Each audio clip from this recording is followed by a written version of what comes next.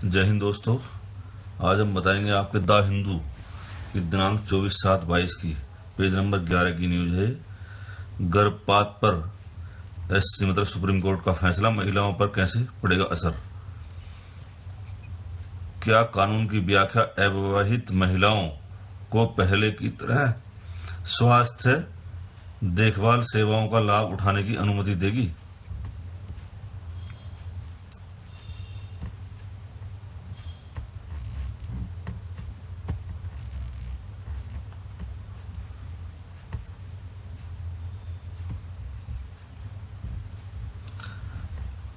अब तक की कहानी।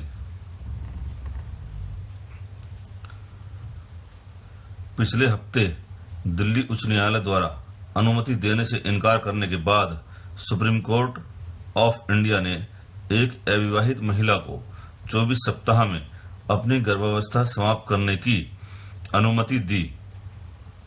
Medical termination of pregnancy (MTP) act के प्रावधानों का हवाला देते हुए शीर्ष अदालत ने कहा कि अगर एक मेडिकल बोर्ड का आकलन किया है कि मां को बिना किसी नुकसान के गर्भावस्था को समाप्त किया जा सकता है तो वह आगे बढ़ सकती है और गर्भपात करा सकती है।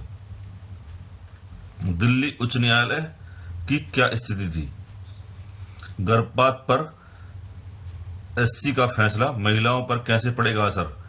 क्या कानून की व्याख्या अविवाहित महिलाओं को पहले की तरह स्वास्थ्य देखभाल सेवाओं का लाभ उठाने की अनुमति देती है? राम्या कन्नन भ्रूण को मार रही थी क्योंकि वह अपनी गर्भावस्था के 23वें सप्ताह में थी। आज तक गर्भावस्था के मेडिकल टर्मिनेट के नियम 2009 के नियम और यह भारत के संविधान 1950 के अनुच्छेद 226 के तहत अपनी शक्ति का प्रयोग करते हुए 226 में रिट है, अपनी शक्ति का प्रयोग करते हुए कानून से आगे नहीं जा सकता है। इससे जुलाई में अपने आदेश में कहा कि ये 25 वर्षीय अविवाहित महिला अपील पर सुप्रीम कोर्ट में आई थी, जब दिल्ली उच्च न्यायालय ने अपनी शर्तों के कारण उसकी गर्भावस्था को चिकित्सकीय रूप से समाप्त करने की अनुमति देने की उसकी याचिका को ठुकरा दिया था। अपने साथी के साथ संबंध बदल गया था। उसकी दलील थी कि उसके अपने साथी के साथ सहमति से संबंध थे, लेकिन लगभग 22 सप्ताह में गर्भवती होने का पता चलने के बाद उसने शादी करने से इनकार कर दिया। उसके साथी ने जो शादी करने से उससे इनकार कर दिया 22 सप्ताह का बच्चा पेट में होने के बावजूद। उन्होंने कहा कि अविवाहित होना और बच्चे की परवरिश करना समाज में एक कलंक है और इसलिए वह अपनी गर्भावस्था को समाप्त करना चाहेगी।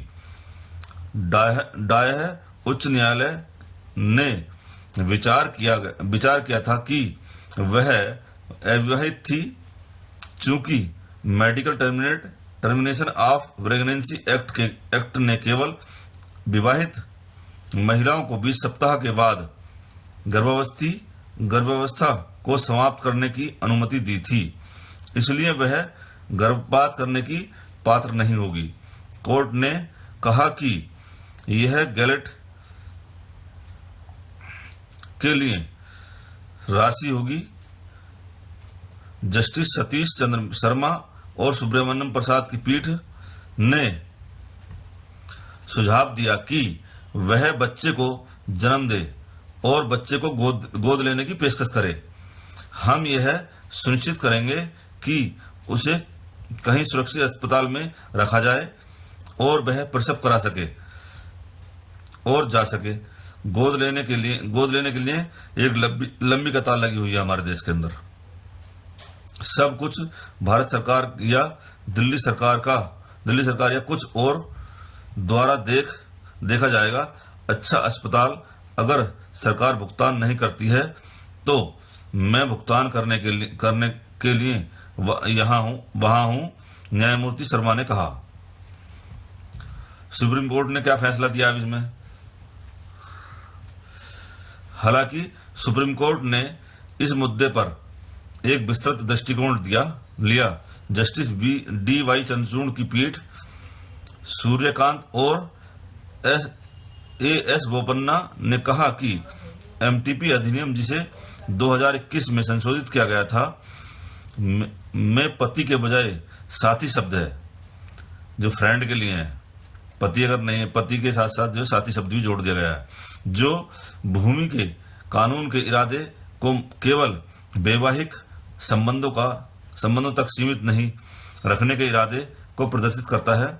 न्यायाधीशों ने कहा कि याचिकाकर्ता को इनकार नहीं किया जा सकता है कानून का लाभ इस आधार पर कि वह अविवाहित थी और ऐसा करना कानून के उद्देश्य और भावना के विपरीत होगा। न्यायाधीशों ने दयापूर्ण नोट किया कि महिला ने यह भी कहा था कि वह 5 भाई बहनों में से सबसे बड़ी थी। एक परिवार कृषक परिवार से है और वह बीए तक पढ़ी हुई है, जो पर्याप्त आय के बिना डिग्री नहीं है, मतलब इसमें कोई उसका गुजारा नहीं चल सकता। इससे उसके लिए अकेले बच्चे की परवरिश करना मुश्किल हो जाएगा। इसके अलावा पीठ ने अखिल भारतीय आयुर्विज्ञान संस्थान एम्स के निदेशक को महिला की जांच करने के लिए डॉक्टरों का एक मेडिकल वार्ड स्थापित करने का निर्देश दिया। एमटीपी अधिनियम के प्रावधानों के अनुसार यह निर्धारित करने के लिए कि क्या यह सुरक्षित है और नहीं, गर्भावस्था को समाप्त करने के लिए मां के जीवन के लिए जोखिम, यदि उसकी राय है कि ऐसा करना सुरक्षित है, तो एम्स उस पर प्रक्रिया का संचालन कर सकता है। आगे क्या हुआ? उसकी याचिका को खारिज करते हुए दिल्ली उच्च न्यायालय ने महिला की इस दलील पर सरकार को नोटिस देने का आदेश दिया। एक अविवाहित महिला एमटीपी अधिनियम की धारा 3 की बी को उसकी अवांछित गर्भावस्था से छुटकारा पाने की अनुमति नहीं देना भेदभावपूर्ण था।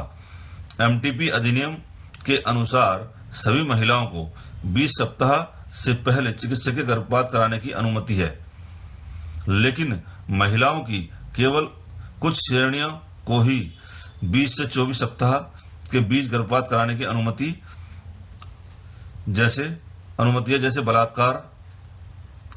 बलात्कार से बच्चे, नाबालिगों के लिए और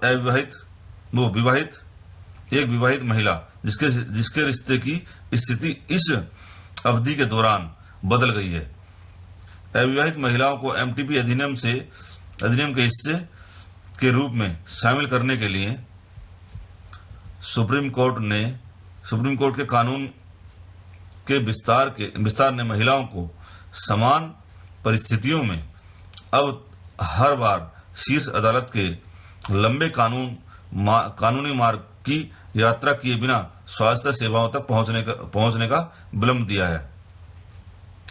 थैंक यू दोस्तों, जय हिंद। हमारी वीडियो को अधिक से अधिक लाइक और शेयर करें। हमारे channel online study Mohan Singh Gautam को सब्सक्राइब करना ना भूलें। Thank you.